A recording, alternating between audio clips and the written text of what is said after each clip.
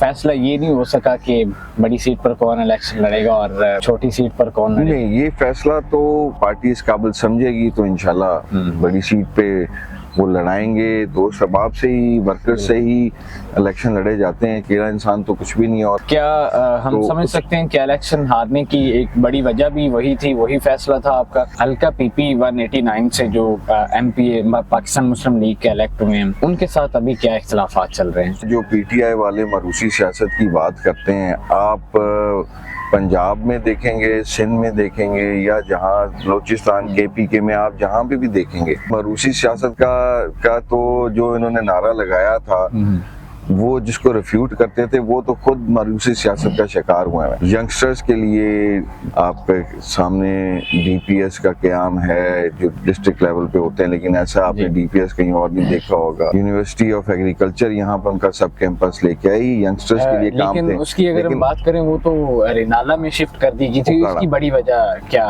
हो सकता है? समझते हैं कि उन्होंने वाकई सोशल मीडिया का इस्तेमाल करके पाकिस्तानी जनरेशन को इन्फ्लुएंस किया, इस बात को आप भी मानते हैं? बिल्कुल, सोशल मीडिया बहुत ताकतवर टूल है।